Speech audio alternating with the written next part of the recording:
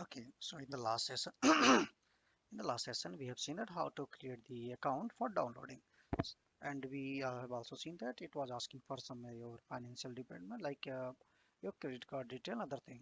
So if you have already completed those things, Microsoft will do a transaction of 1 rupees INR 1 rupees if you are working looking from the India, just to validate. Although that would be refunded in 1 or 2 days, just that the transaction through your credit card is just for validation purpose.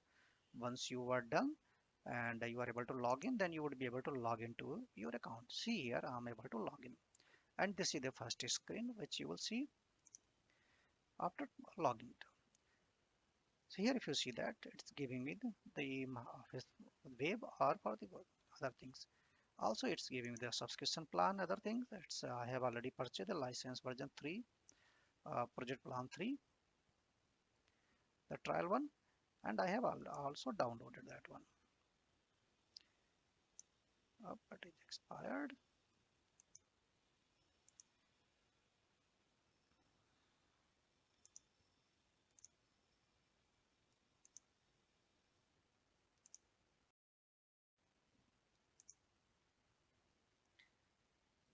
Okay, so in this session, we have seen that my license was expired. Actually, I logged in with another account, not the current one. I haven't created fresh account here, and I have used my earlier account to log in. Earlier, if you see that, this is a BK Pandey at Microsoft.com, and other one was something else.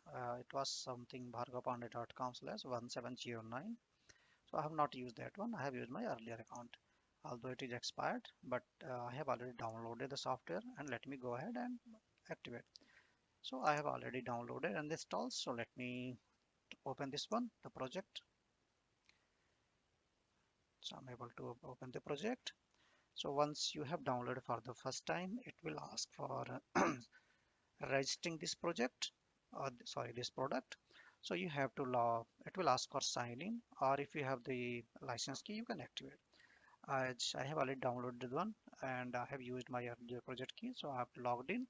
I have signed into the MS project using my the account created over here. This one, this account, which is currently I'm using. So I have lost sign in to the MS project in this one. So let's create a blank project. And if you see that I'm logged in with the same account here. You must be logged in if you want to use. Otherwise, MS project won't allow you to use at all if you are not logged in. So let's go ahead and create a simple project.